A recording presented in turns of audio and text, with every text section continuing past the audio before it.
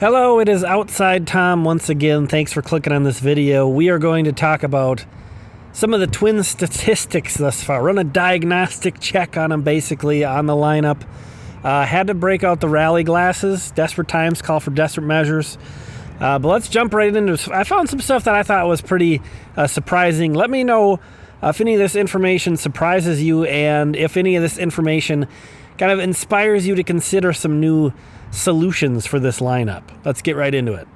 All right, so this first set of data that we have here is kind of your standard, regular, straightforward numbers for the most part, and probably not really any surprises. Twins dead last in batting average, 28th in on-base percentage, 22nd in slugging. That means they're 24th in OPS, 28th in strikeout percentage, 12th in walk percentage. That's kind of the silver lining on this one. And then I did sneak in WPA, win probability added, and that's not maybe the greatest stat to forecast what is going to happen, but I think it's a good one that contextualizes what has happened. You see there the Twins rank 28th in WPA among hitters. All right, so then this next set of numbers we're going to take a look at a little further under the hood, and there are some positive signs. Hard hit percentage, the Twins are in the top 10. Same with barrels per batted ball event and barrels per plate appearance.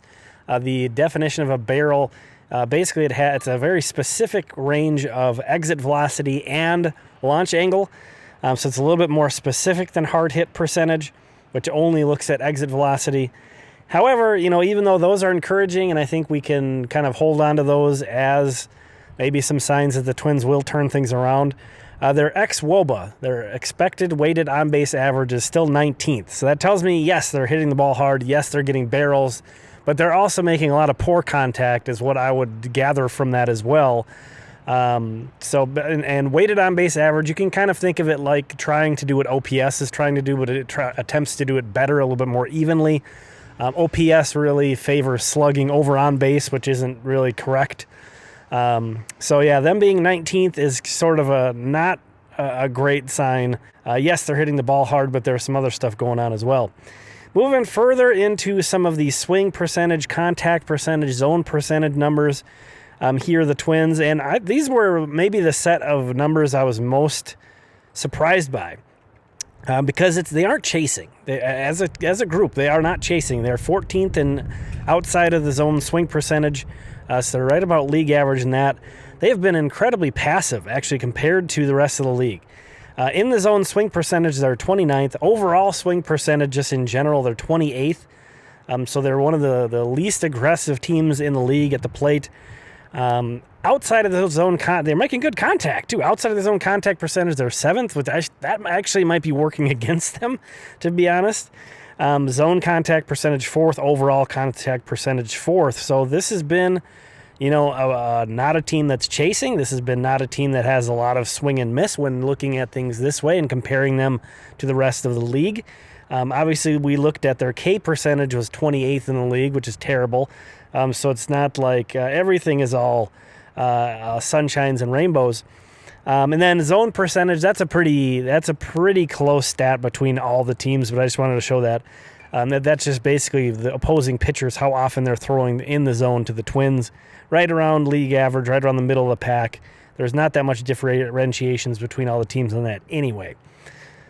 So then the next set of numbers, the last set of numbers we're going to take a look at is some of their splits and kind of situational things. And instead of ranking, I have the Twins stats versus league average.